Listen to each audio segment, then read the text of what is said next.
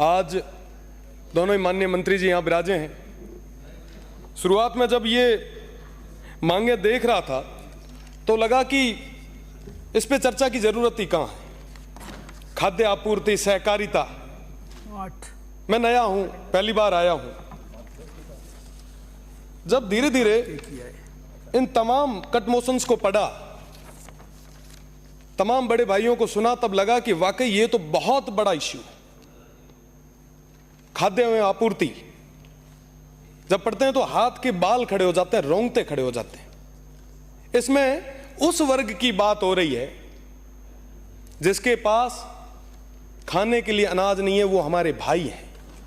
जो आर्थिक रूप से कमजोर, वो जो लोग हैं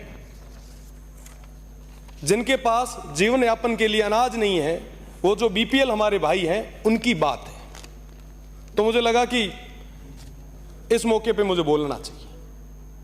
मुझे जानकारी ज्यादा नहीं है, पर मैं माननीय मंत्री जी से यह निवेदन करूंगा, क्योंकि इसके अंदर एक जो मुख्य समस्या मुझे दिखी खाद्य एवं आपूर्ति की, कि साहब नई राशन की दुकानें खुलनी चाहिए। कई सारे हमारे ऐसे भाई हैं जिनका नाम उस लिस्ट में नहीं है। नाम हम कैसे जोड़ें? उस व्यक्ति तक, उस पंक्ति में आखिरी बैठे व्यक्ति तक अनाज कैसे पहुंचाएं ताकि वो अपना और अपने परिवार का जीवन यापन कर सके। इसके लिए आप काम करेंगे, आप संवेदनशील होकर काम करेंगे, ऐसा मुझे पूरा भरोसा है। राशन की दुकान आज से नहीं, हमेशा से देखते आ रहे हैं। मुझे आज भी वो वक्त याद है जब कोई छोटा सा जरीकन लेके केरोसिन लेने के लिए लोग आया करते थे। लाइटें तो अब आई है साहब, लाइट की तो डिमांड हम अब कर रहे हैं। वो दौर जब केरोसिन से दिया जलाया करते थे, उस दौर में भी सहकारिता और खाद्य आपूर्ति की बहुत बड़ी भूमिका हुआ करती थी।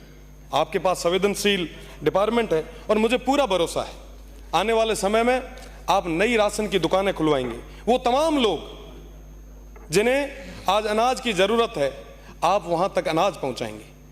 हमारे जो भी राशन के डीलर हैं, उनकी भी कई सारी समस्याएं हैं, चाहे मानदेय को हो, चाहे तमाम दूसरी भी जो समस्याएं हैं।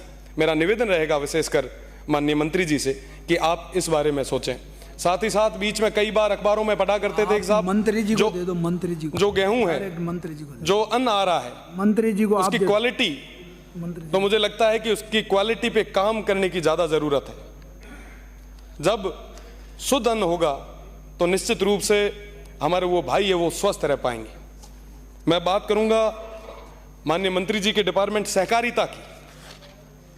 सहकारिता मेरे लिए वाकई नया सब्जेक्ट है। अभी माननीय सलूमर से आने वाले हमारे सदस्य फरमा रहे थे, कई सारी चीजें बताई, हमें सीखने को मिला। मैंने पूछा कि माननीय जी आज सहकारिता पे इतनी चर्चा क्यों नहीं है? तो कि साहब काफी लोग तो जानते भी नहीं, और वाकई मैं भी नहीं जानता था। वाकई जब सहकारिता को पढ़ा तब समझ में आया कि साहब ये हर किसान से जुड़ा हुआ मुद्दा है। जमीनी स्तर तक जाने वाला ये डिपार्टमेंट है। मैंने इसके उद्देश्य पढ़े, मैंने कई सारी सहकारी समितियों के बारे में पढ़ा, हमारे बाड़मेर जैसलमेर का ये वार्षिक प्रतिवेदन मैंने पढ़ा।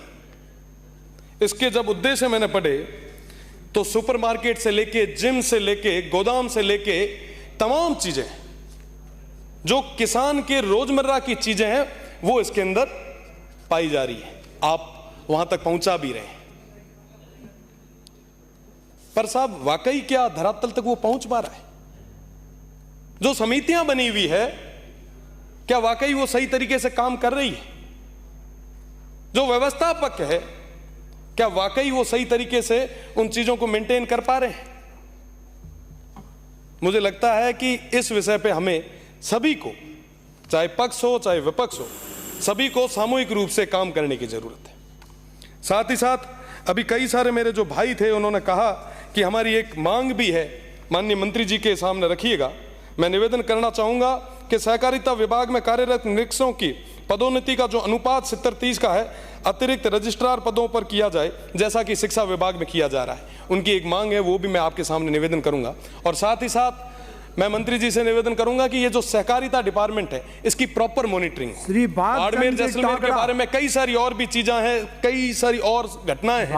मैं आपसे मिलके भी आपका संरक्षण चाहूंगा और मैं चाहूंगा कि आप मजबूती से कड़े एक्शन लें और ये जो डिपार्टमेंट है इसकी जो योजनाएं हैं ये धरातल तक पहुंचे।